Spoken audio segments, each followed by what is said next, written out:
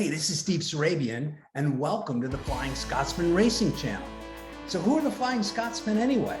Well, we're just 5 guys looking for that next adrenaline fix, driving a $500 race car on the Lemons24 race circuit in New England. What's the Lemons24 racing organization all about, Steve, you're probably asking? Well, it's a racing organization that limits the cost of the race cars to $500 that brings racing to the masses. They hold 2-day events all throughout North America, where the winners of the race complete the most laps over that 2-day period. And as you can imagine, with these cars only costing $500, it's tough to keep them out racing and doing laps. You have to fix them as you go. And so the best part about this racing organization is that you don't have to be a race car driver. You just gotta be a little bit crazy like me. So also, just a little bit of trivia. There's actually only one of us on this team out of the 5 people that's actually Scottish. And when you figure that out, leave it in the comments section below. So if you like the content, join us on Facebook, hit the subscribe button on YouTube, but most importantly, smash those like buttons. It's Wednesday, August 5th, and the Flying Scotsmen will be traveling to the Thompson Motor Speedway in Thompson, Connecticut for their race this weekend. In today's video, we're gonna take a look at what do you have to do to get the car race ready.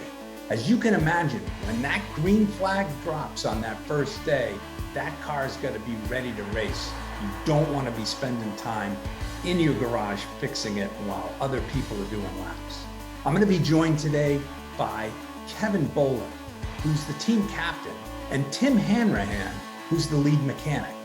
So let's head on over to the Flying Scotsman Race Garage and see how things are progressing. So we're like 3 weeks out, right? 3 weeks out, yeah. You know, we really beat the crap out of the car in our last race in New Jersey. Yeah. I know you have a list of things that we got to get done to get the car. Maybe you can just give us a rundown of what needs to be done to the car before we actually put it on the trailer and take it to the track. Yeah, we've been fortunate. The Mercedes C280 is a pretty bulletproof platform from a motor and transmission standpoint, so we've been fortunate that we sourced a good car to start with there. But each time we race, obviously you want to give it a good once-over, see what might have broken loose during the last time. Last we discovered broken motor mounts at different points, different shock-related issues, etc. So, but between every race, we always do an oil change, see if the brake fluid needs to be changed. We cook the brakes pretty well on each one of these things. Always need new fresh pads. Always take a clean look at the rotors, make sure we've got no cracks developing into that. And just to give the car one solid once over to make sure we stay on the track when we're running. And how do you come up with that list, Kevin? So basic just maintenance that you got every time. And then Tim is our expert mechanic and wizard. He's the one who really takes a critical eye and notices things that look a little bit out of whack. And then we've got a spares car behind you, Steve, if you want to point that out, that we sourced for the princely sum of $400.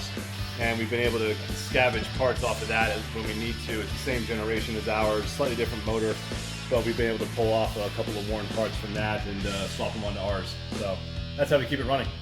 That's great, and I know the rest of the team has input into that. We're pretty good with the text messages. Yep. We sort of crowdsource from the team members anything that they feel that needs to be looked at on the car based on their driving it.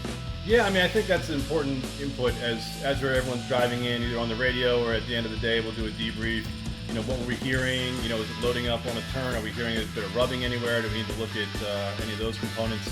So just take a quick once over. Obviously, safety has to come first. So we want to make sure everything out there is safe for us and our fellow competitors. And then we're looking to see, okay, what can we dial up? What can we dial down? What damage have we done to the car? Just by putting us through its paces. I mean, the C280 was never designed to be a track piece car, and certainly not designed, you know, to run at the aggressive levels we're running within Lemons. So you just got to watch for stress and wear on the car itself. All right, thanks, Kevin.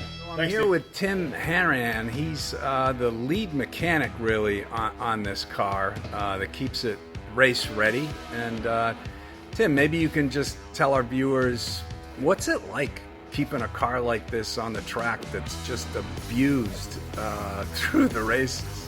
Yeah, so at first it was a bit of a hassle. probably about a year ago now, in Thompson.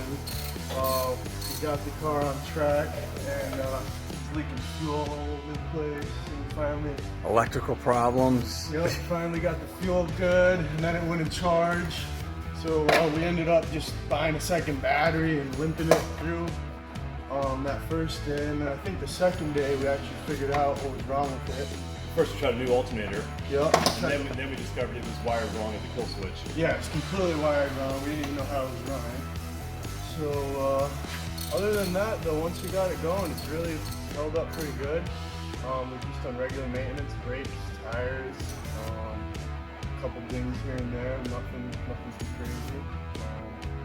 But it's a good platform. And picked a good car. That's great. And so the work we have to do today, pretty simple simple things in your mind, getting the car ready? Yeah, we're just going through the whole thing, making sure nothing rattles loose, making sure everything's where it's supposed to be, no wear items, ball joints, bearings, all that stuff.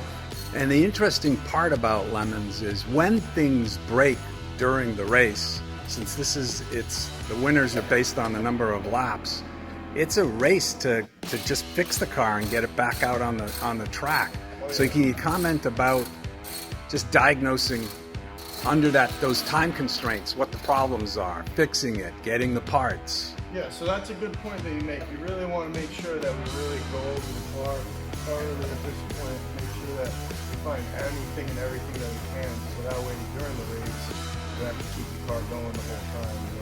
It's really detrimental to our position if the car's down while other people turn it off. Yeah, I heard there's rumors that Scotsmen spend a bunch of time at night just sourcing parts, right, during the race themselves. Oh yeah, we've had some missions to get parts before, a couple hours driving, but we've been lucky enough to keep it going the whole time and not have any catastrophic failures or anything like that. Well, good luck with the work today, Tim. Thank you. All right. So that's a wrap on this week's video. I hope I got you closer to actually understanding what it takes to put a Lemons24 race car out on a track. We'll be traveling down to Thompson's Motor Speedway in Connecticut. Follow us on Facebook and YouTube for live race day updates. In fact, come on down to Connecticut and watch us race. So until our next video, keep those bagpipes clean and a smile on your face.